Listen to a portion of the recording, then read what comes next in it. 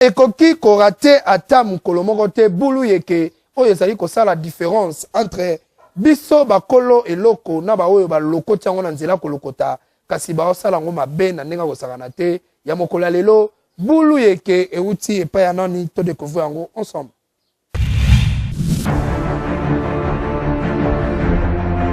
Eloko eza na mote bulu yeke nde kindoki kati na nkolo mbote na ndaka bulu yeke komona nga papi nazali kotuna piéton ezali likolo ya mwana moke to ya mokolo bo répondre ngai alikuwa mkolo azali kwa mkolo piéton ezali likolo ya mwana moke to likolo ya mokolo ya mwana moke ya mwana moke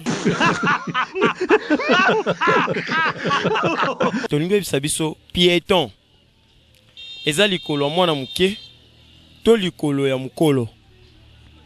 Piéton eza likolo ya mwana moke te pe ya mokolo pe te. Piéton moto azotambola na makolo. Piéton eza likolo ya mwana moke to likolo ya mokolo. Piéton likolo ya mwana likolo ya mwana piéton eza likolo ya mwana moke to likolo ya mokolo.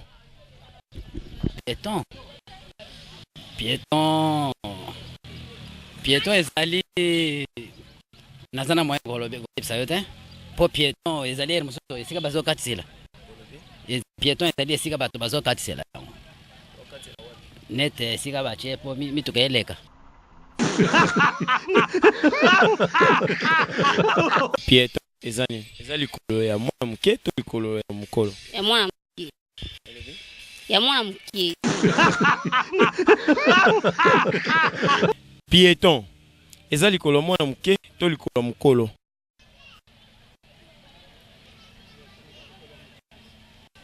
Shana yowana nazomona ngo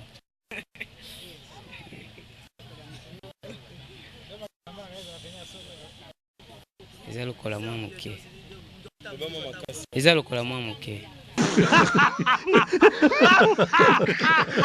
Piéton mo wana piéton elakisi likolo ya mwana moke to likolo ya mokolo. Piéton azali mwana moke pe aza mokolo po totambola biso na mokolo na nzela.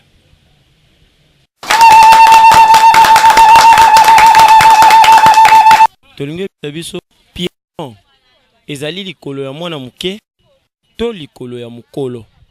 Likolo ya mutu nyonso ata ezala ya mwana moke ezala ya mokolo ifo ezala likolo kaka moko yango oyo likolo oyo. Ye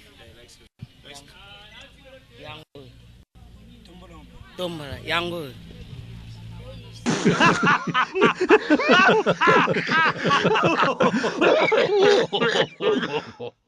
Que plus ne tombera jamais, ça c'est l'original, parole du maître, ça parle plus trop. Quand on connaît, on connaît. Et quand on ne connaît pas, on apprend, parole du jeune maître. Boulou yeke ne tombera jamais, et le balango, les maestros Fabrigaz, ceux qui bosseki, bobo salangate ya kozwaka stylo na carnet, pona kokoma, bozwaka leçon du jour, bosimba.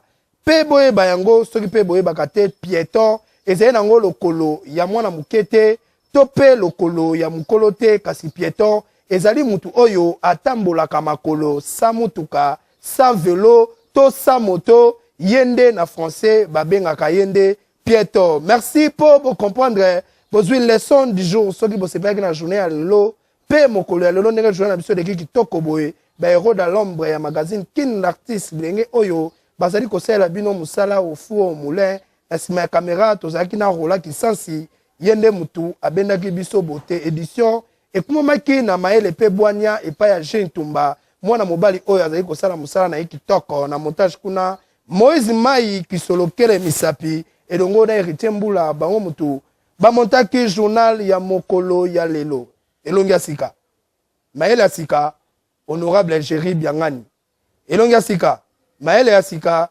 honorable Géry Biangani, Tobo Sanité, honorable Charlie Mbocha na Kumumboyo Balobi, consommons Bandalungwa, elongo na Blaise Mate topesi bango bambote ebele.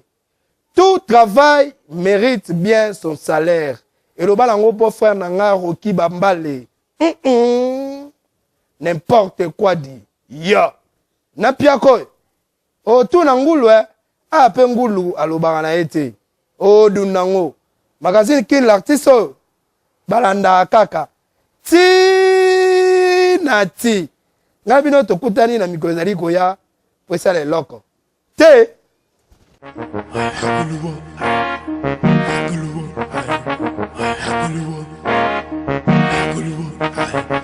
Hollywood.